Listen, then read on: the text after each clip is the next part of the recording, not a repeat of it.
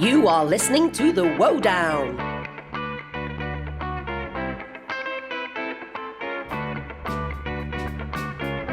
Hello and welcome to the Wowdown podcast, brought to you by the Women's Organisation and presented by me, Cynthia B. As part of our Women In series, we will be talking to an array of wonderfully talented women from different fields, giving us an insight into their world. In this episode, I am joined by the very talented journalist Rebecca Myers from the Sunday Times and the lead reporter for the Sunday Times Sportswomen of the Year Awards. She has covered major sporting events such as the Commonwealth Games, the World Athletics Championships, and the FIFA Women's World Cup, and her work focuses on women's sport. She was also shortlisted for Society of Editors Young Journalist of the Year Award in 2018. Rebecca, thank you so much for joining us for the podcast at the Wowdown. Was really glad to have you. How are you doing today? How's everything been for you? Yeah, not bad, thanks. Thank you so much for having me. Adjusting like so many of us to working from home and trying to be a journalist from the confines of four walls, which isn't something a lot of us expected to have to do. But yeah, very, count my blessings, lucky to be healthy and enjoying the sunshine and staying sane-ish. Yeah. Sane-ish is the right word. I don't think anyone's sane for sure. So first of all, before we kind of go into anything, just to kind of get a bit of an idea of how you got into the current industry you're in now, journalism kind of mainly, that's kind of what you focus on in a way. So how did you get onto that route to get into that journalist world? Yeah, so I didn't have, I don't think there's such thing necessarily as a typical route, but I suppose it started when I was at school and I wrote an article for the school magazine about why we should use the word feminist, which has sort of turned out to be quite a prophetic choice of first article. Amazing. And then when I got to university, I joined the student newspaper. Originally, I was the books editor, and then I worked up to deputy and finally editor-in-chief. And while I was at uni, I just did loads of work experience as much as I kind of could. I didn't know anyone who was a journalist. I don't think at that point, certainly no kind of family or anyone who could give me advice. So I was it was a lot of stabbing around in the dark. And certainly I have a lot of people come to me now who say, oh, I've had national work experience on 4 different national newspapers or something. I didn't have any. I didn't know how to get in contact with any, but I got really lucky. I had a breakthrough with some work experience at the BBC when I was about 19. Awesome. And I came on as a researcher, and then got kept on as a freelancer and worked there on and off for a couple of years, which just taught me so much, really hitting the ground running there. And then after university, in my final year, I applied for the Sunday Times graduate scheme. And at the time, a lot of people were doing the journalism masters, which is a lot of people's route in. But it was such a lot of money, and I just didn't really feel that journalism should necessarily be learnt in a classroom. I think there's a lot of value to those, but it wasn't for me. And I applied and I got it, which was, a surprise at the time. And I've been at the Sunday Times ever since. So that's about 5 years now. Wow. And I came, like I said, I came on the grad scheme. So as part of that, you move around different desks. And the first desk I was given was the sports desk. And I knew I knew about sport in the sense that most of us do. I'd watched, plenty on television in my life, but I was not an expert by any stretch. But I arrived and realised that there was a huge gap in covering women's sport, and it was around the time that women's football was starting to take off in a bigger way than before, and no one was really covering it. There were no designated reporters. Some of my colleagues, Jonathan Northcroft, who does our football coverage, did amazing stuff with the World Cup that year, but apart from that, in the day-to-day kind of running of the paper, there wasn't anyone whose beat that was, as it were. So I started to cover that, and basically after that went to news, went to the foreign desk, did features work, but eventually came back to sport, and 2 years ago started heading up, 2.5 years ago now, started heading up our women's sport coverage and our Sportswomen of the Year Awards, which we have every year. And that's kind of how I am, quick potted history of how I am where I am. Oh my gosh, amazing. It sounds like you were really quite determined and you knew what kind of route that you wanted to go into in a way. What did you study at university? I studied English, literature, so I had more of a focus on world literature than the kind of old traditional English stuff. But yeah, I think I just got so hooked. I think, if you'd have asked me when I was 17, do I want to be a journalist? I don't think I would have known, and I wouldn't really have known what that looked like or what that meant. But once I started writing at uni and then did this work experience and started to learn about what journalism was and what it could do, I just got completely hooked on that idea of, I guess, telling people's stories primarily, but also, you know, in some ways being able to affect change and tell, you know, put down reports of something that will eventually be a historical record of sorts. I found that really, it really hooked me. Yeah, that's so good. Yeah. And so, you know, you were just saying there from an early age that you wrote that piece in school about feminism. So is that something that you grew up in your household, or is it something that you just came upon it yourself? Like, how did you at that age or so aware? That's a really good question. I think, I mean, I was very lucky. I've got an amazing, really strong mom, and you know, she's been an amazing role model to me. And I think I went to an all-girls school, which I think can really strengthen that sense of like, you know, I think also a sense of inequality and a sense that there was work to be done. And certainly I remember very distinctly as a teenager just finding certain things really infuriating and just not really understanding why it was still the case. But, you know, and I see it now, particularly with participation of young girls in grassroots sport. And when I was at school, we weren't offered football. 100%. I was never really able to play football. And I think stuff like that started to make me quite angry.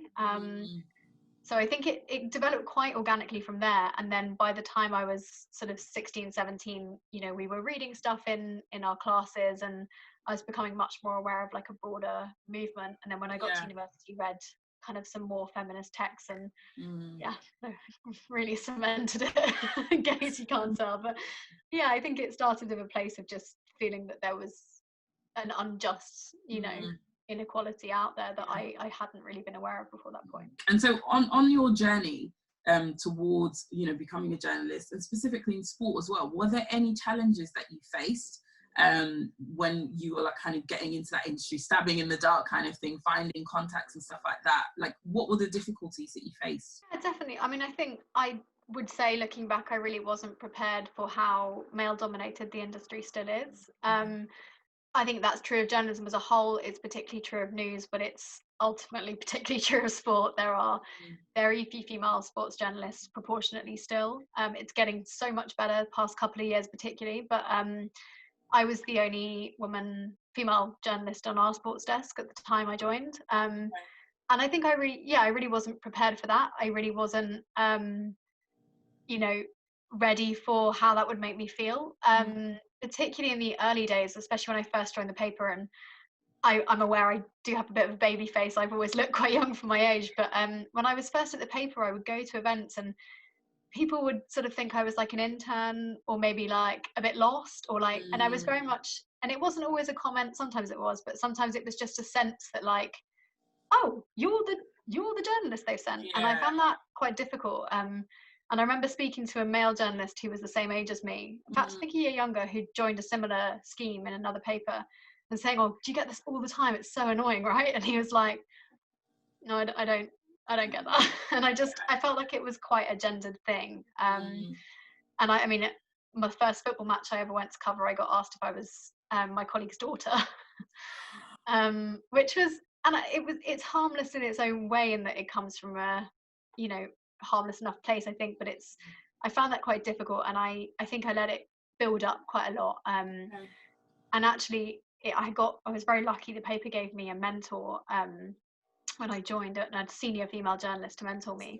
And I remember the first meeting I had with her, and she asked like how it had been, and all this stuff just came like pouring out, like everyone keeps asking if I'm the intern and I'm really struggling with this, and it was so valuable just to have a space to tell someone that, and to let myself feel frustrated at that, because I think you don't want to, you know, necessarily complain at the time, or you're confused, or you don't realize it's been said and you know, got to you in that way.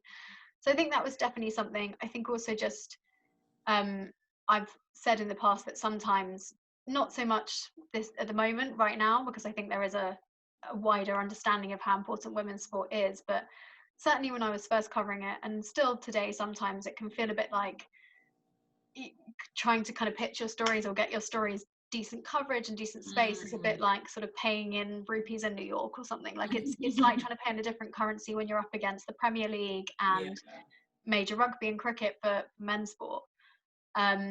And I think that can be really challenging sometimes, and it can make you question, like, why am I doing this? And I get trolled sometimes. I get a lot of readers who say, like, why are you even dedicating resources to women's sport? Male readers most of the time, I should say.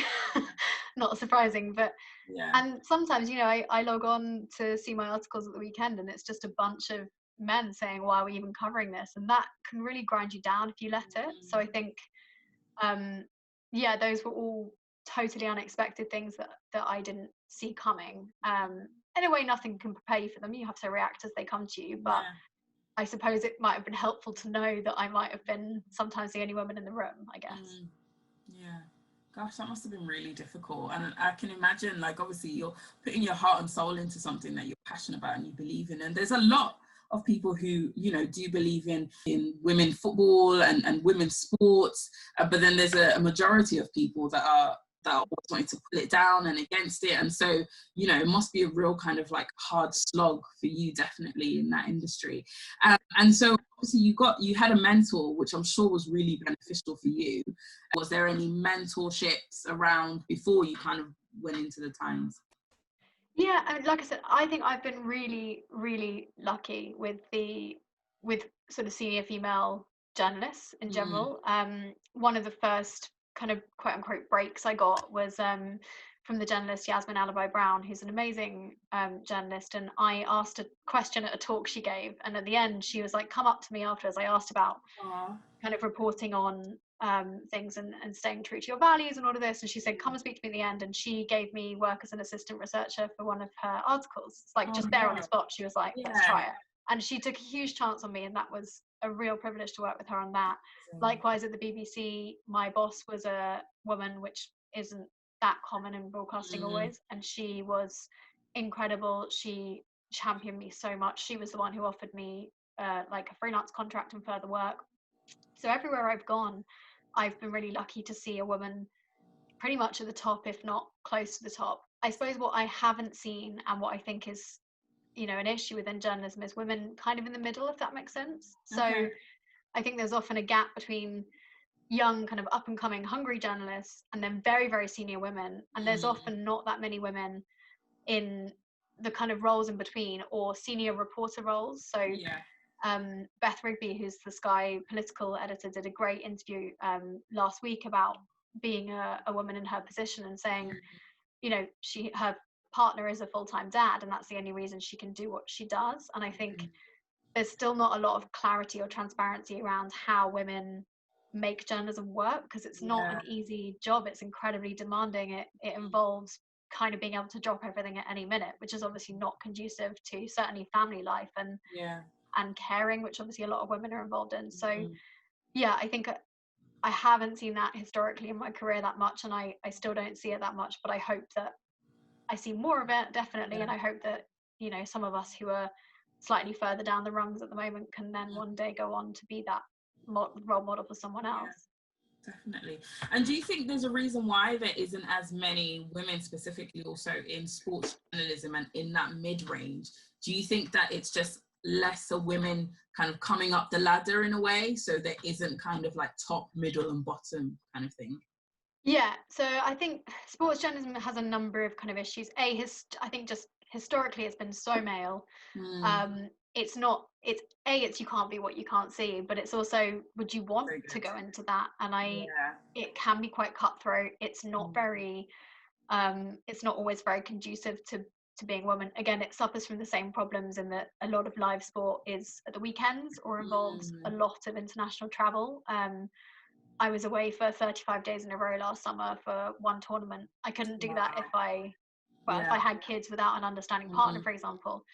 And there's very much a sense of like kind of lads on tour, and like, you know, their other halves do the caring, which is fine. That's, you know, been the case for a while, but it's quite daunting looking into that, I think. And then fundamentally there's just a problem with, you know, the pathway. Like, women are not really taught from a young age that sport is their world, that it's a world that they can have a voice in. If they do have a voice in it, they often get shot down. And so I think less were coming through historically because A, they couldn't see anyone there who looked like them anyway, and B, they weren't told that they had a valuable thing to offer. So I do think that's changing, and it's really exciting to see that change, but it's a lot of work to do to undo all of that, I guess. Yeah, and it's so good what you said about you can't be what you don't see, you know what I mean, and you don't actually realize that there isn't a lot of those models, or even in programs that you watch, like when you used to watch programs as a child, like Biker Grove or different things like that, and you'd see like maybe what the girls were up to, and you know, the boys would be playing football and the girls would be doing this. So and a lot of it is changing now, which is fantastic, with seeing a lot more diversity in terms of what women can do, what women can't, you know, there's nothing women can't do, but you know what I mean, what men can do. All of that is really, you know, being really diverse visually on TV, which is great, but a lot more work definitely needs to be done so that you can see something that you can be, and so to 100%. inspire to that for sure, which is fantastic. But obviously, minus to that, there has been great things that you've been kind of able to do and be a part of. So what are some of the highlights? You know, maybe some of the sporting events that you've been to, or some of the stories that you've like worked on. Yeah, I mean, definitely. I think sort of going back to my pre-sport days, I was really pleased to be able to cover, you know, female-focused stories, I guess, or issues that directly affect women. Quite early on in my time at the Sunday Times, I did a big investigation into sugar daddy dating websites, which was pretty grim, but they'd been an issue when I was at university, and I just felt really uncomfortable and kind of curious about them, and felt that there was maybe an exploitative element to that sort of deal that was going on. And I arrived at the paper, and we actually ended up doing a 2-part investigation that I was really, really proud of into that, because I think sometimes the best stories just come from a little kernel of an idea, or like a feeling that something isn't right. And then, since I've been on sport, I think last summer was a really extraordinary moment. It was kind of touted as the, you know, the summer of women's sport, and everyone was talking about it. And I went over to France for the Women's World Cup and led our reporting on the World Cup from there. And that was quite an emotional time, I think, because it felt like for so many years I've been saying women's sport's great, and please watch it and please get involved. And people had sort of, you can spend so much of your time thinking people just aren't listening or aren't interested. And then we were there, and there were tens of thousands of people who'd come to see these games. And, you know, I was getting calls from the BBC and Sky being like, can you come on and talk about what it's like over there? Everyone in Britain's watching, everyone's at the pub watching the games. And I actually got goosebumps even just thinking about it. It just felt like this moment that I think I'd slightly lost hope that we would see. So that was a really, and it's similar when I've gone to Wembley to cover the Women's FA Cup. You see little boys with women's football like names on their shirts, and that just every time I'm like close to tears, because I think I would just never have seen that when I was a kid, and it would just never have happened. And now it's normal for those boys, and when they become teenagers and when they become men, their whole view of women will be different.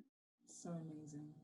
And we need more of that. We need more and more of that, like, and I think obviously now is not the time to kind of slow down. It's to continue kind of showing that diversity and showing, you know, women can do this in sport, women can do this in sport, and it is something to be invested in as a world, as a sports kind of world. You know, we need to be invested in it. And so I'm sure that's like a remarkable thing that you can tell, you know, your future children and stuff about, which is amazing. And I've got loads of sons wearing shirts with women's footballers' names on them.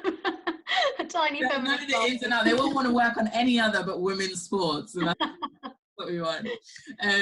So kind of going back to like the beginning of your career, if you could give yourself like 3 pieces of advice, you know, you're 19, you're trying to get into that industry, what would you tell your 19-year-old self? What 3 pieces of advice would you give? It's a really good question. I think straight away is find yourself, and I would say this to myself even a couple of years ago, find yourself a network of women, particularly in your industry if you can, but trusted women who you can ask advice of, or you can sound off on, or you can, you know, rant at if things aren't going well or feel really difficult. And I think it took me, particularly after I joined the paper actually, because I suppose at that point you feel like you've got the job, the dream job. And then I just didn't have anyone to sort of talk to. Obviously I was very lucky that I was given a mentor, but I think I could have done a much better job at finding a network of women my own age who were going through similar struggles to me. Also, I think something I've kind of learned over the years, which I think has helped me a lot, is, and it sounds so cringy, but is to write down your achievements, or write down pieces that you're particularly proud of, or readers' comments that meant a lot to you, or so little things. And I try and screenshot stuff if someone says, this piece meant a lot to me, or my daughter started playing football because she read this or something. I try and make sure I'm screenshotting those and keeping them somewhere, because I think particularly as women, but probably across the board, you can have these kind of crises of confidence every so often, or a sense that imposter syndrome, we talk about it so much, but it's very real. And if you've got a place you can go to, where all your achievements are quite quickly, or where you can look at and go, I am a good journalist, I'm doing a good job, that's really helpful. And I'm very lucky, a lot of the time it's my mom texting me being like, you're good at what you do. But you need a backup system, and you need a support system, and kind of in a way you're the best person to offer that. Also, I guess male allies are something that I didn't really understand the importance of until quite late. In fact, I would say probably until the last year or so. Obviously, like I said, that network of support of women is incredible, and will probably change your career, I think. But having trusted men, particularly sort of men in sort of rung up above you, let's say on the ladder, or a bit more senior, is really helpful, because I think it's their system, right? It's a patriarchal system, and they can teach you a lot about how to work within it. I've had amazing advice from incredible male journalists about things like pay rises and negotiating things, and getting an editor to take a story seriously. And my old editor actually was a huge champion of my work. He was a sort of very old school male editor, but he was amazing, towards me, and shouting about my work and making sure I got space in the paper. And I think it's really important to understand how those kind of relationships can help you. And I think a lot of men in this industry want to see more women in it. They're not proud of the fact that they look around and they see loads of blokes who look like them. They want more diversity. So they can be really, really helpful, and they can be great allies. Really good tips. I think definitely writing down your achievements, because I think we can focus a lot on things that we're not doing right and the negative things, instead of actually the positive things. And when you look at that, you go, actually, you know what, I am good at what I'm doing. Like, why am I doubting myself, or why am I letting other people's disbelief be my disbelief, kind of thing. And definitely having a supportive network around you is so important, so that even if in the midst of your job, or where you are, what industry you're in, if it doesn't feel so supportive and helpful, being able to step out of that and go into a supportive circle, a supportive networking place, and bring that back into that environment is really essential. And having male allies is super, super essential as well. So I think some really good tips and advice there. So what advice would you give to any woman currently now who kind of wants to get into journalism, or reporting, or sports journalism specifically? What kind of tips and advice would you give them? I think definitely get as much work experience as you can. You will get, before I got my opportunity at the BBC, I think I had a 6-month wait for the email saying, yes, come and do some work experience with us. And I just assumed I was never going to hear back. But so you will have to be persistent. You will have to keep emailing people, and be resilient to that kind of wall of silence that you'll sometimes get. But work experience is just the most important thing. The number of, young journalists who are ambitious is huge, but you can really set yourself apart if you've genuinely learned on the job and have stuff to show for it. So definitely that. Read a lot. And I think that's a big mistake I've seen before in people who come for work experience or apply for it, who are either applying to a paper which they've never really read before. Editors hate that. Even if obviously you don't have to be a lifelong Times reader, but if you read it for the 2 weeks before your interview, for example, and made sure you know what's in it every day, or they will expect you to understand the product. And also you get better by reading other people's work. I think every piece I read, that I admire, I'm actually a bit of a hoarder, and I tear a lot of pieces out, which is sort of every flatmate's nightmare. But it's important to have something to aspire to, and to know that this is the journalist I want to be like, or this is the journalist I want to write more like, or and that only comes from reading as much as you can. So I think those are probably the two Yeah. kind of key things. Really good. One thing I was thinking about when you said previously, what you said was, how did you strengthen your resilience in that kind of environment? Obviously, you said it is a very male-dominated environment. How did you build your resilience? How did you build your voice to be strong and stand out in that kind of environment? That's a really good question. I think, and again, it's a risk of sounding a bit cheesy, but first and foremost, I remember when I joined the paper, I had Twitter already because we were kind of told at a careers talk at uni that was a good thing to have. And it has been an amazing thing for my career, for all its faults and flaws. And I remember in my bio, it said that I was a feminist, like when I was joining the paper. And I remember thinking, oh, should I take that out? Like, maybe that's not, maybe I should take it out. Maybe it's like, I'm grown up now and I've got a real job and I've got to... And I didn't. Never grow up. Yeah, I know. But I didn't. And I think that's probably the best thing I ever did, because I knew it was such an important part of the kind of work I enjoyed, the kind of work I believed in, the kind of stories I wanted to tell. And it's a big part of who I am, but I think it's helped me quite a lot to just, you know, to be honest about what my voice is or what I want to say with it. And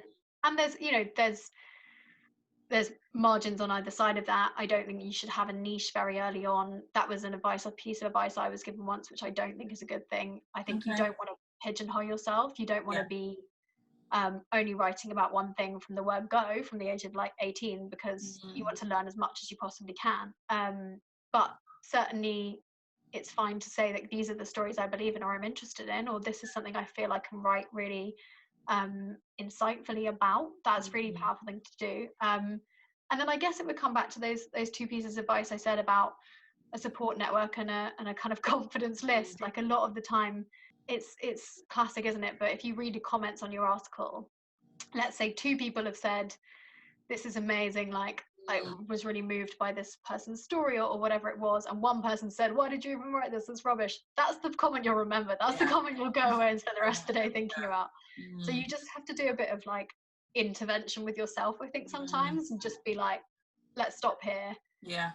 You know, was I proud of the article I wrote? Did I do the best journalism I could have done with that piece? Yeah. And come kind of back to basics in a way. So yeah, but you have to be, and it's a demanding job. It takes a lot of your life. It takes a lot of your social time, of your time that you want to spend with friends and family. And so anything you can do, obviously self-care is a kind of overused word these days, but I do a lot of yoga. I run quite a lot, and you have to take care of your mental health in this job, because it's a really demanding industry to work in. And also, if you're covering traumatic things, obviously, you know, we're seeing that a lot this week. There are journalists seeing some really stressful, traumatic instances. You have to take care of your mental health and you know, put yourself first, I guess. And I can imagine being a journalist, and definitely with those stories that are happening, you're at the forefront, aren't you? You're seeing things that maybe other people never get to see or never get to experience, and being in that atmosphere. So I think definitely what you said about looking after your mental health. I think maybe in any industry that you're in, it can get overwhelming, it can get too much. So it's so important to make sure that you are able to step away, and it's okay to step away and just have that time to kind of reset in a way, kind of, you know, get your mind better so that you can give the best that you can to your job, kind of thing. Yeah, and I think that's a conversation that maybe partly because it has always been a male dominated industry, that's not a conversation that has been had enough over the years. And I know there are colleagues who have worked in war zones who've spoken a lot more about it recently, and the conversation is definitely opening up. But particularly, you know, like I said about online comments and stuff, like there was one day when I dared to take on Cristiano Ronaldo on Twitter, which might not have been the smartest thing I've ever done, but some of the comments I got, it was the worst I've ever had in terms of online trolling and abuse, and I really had to be really strict and step away from my phone, basically. And I actually called another sort of amazing female sports journalist who's been a huge support to me, and you know, spoke to her about it, because she was someone I knew who'd probably been through similar things. But you have to be quite strict when stuff like that happens, and protect yourself, I guess, at some point. Yeah, Really, really good. So what would you say to other women that are in the journalism sports industry? What would you say that they could do more of to kind of make the environment as kind of best as possible for upcoming female journalists? Take them for coffee. I mean, I know we can't do that right now. Virtual coffee. But no, I mean, reach out to other female journalists who, like, especially in sport. I try and, I'll say this now, and you know, I don't get loads, so I can, but I try and answer every email I get from young female sports journalists. I always try and, you know, if someone new, even if someone new joins the newsroom or joins the paper, because there aren't a load of young women, I often just say hi, and I think that's really important. I was lucky that women did that for me when I joined, and it meant the world. So definitely that. And I would also say that you're a huge asset. Like, this is the great thing, is that as a young female sports journalist, you've got a whole new perspective. Often you'll be going into newsrooms that just don't have your voice in, and that is really powerful. You will see stories that they're missing, or they can't see, or they don't know about, or you'll be able to do interviews. You know, there's a lot of talk these days about periods in sport, and I did an interview with an athlete who has endometriosis, which I think obviously male journalists can do it, but it's a lot harder. Sexual assault stories, all of those kind of things are a lot harder for male journalists to do, to gain someone's trust, and you can do that, and you know, you can be that person's sort of way of getting their story out, and that's a really powerful thing. So, you know, believe in what you have to offer, I guess. Yeah, so good. Really, really good advice there. Good nuggets of wisdom there. So who would you say inspires you? Who's your inspiration? Oh, so yeah, I mean, I'm lucky in that I can list so many people. There are so many female journalists who I admire and look up to. I think particularly in the world of sport, Anna Kessel, who is the women's sport editor at The Telegraph, has been, you know, she was very much a trailblazer for a lot of us. She was kind of the one person a lot of us could look up to, and particularly in print journalism, for a long time.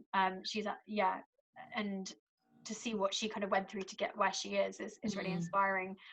My colleague, and great friend Martha Kellner, who's at Sky, is an amazing role model to me. And she was actually, before I became her friend, before I was able to call her my friend, I saw her on stage at an awards ceremony receiving an award, and I think she was like the only woman to win an award out of 30 awards or something that night. And I just remember thinking, like, A, wow, B, I want to do that, and C, I can do that because there's another woman doing it. So that's really cool. And then, you know, outside of the field of sport, so many amazing women, you know, even at the Sunday Times, my colleague Christina Lamb, are, you know, we've got female editors all over the place, which is amazing because that's quite rare.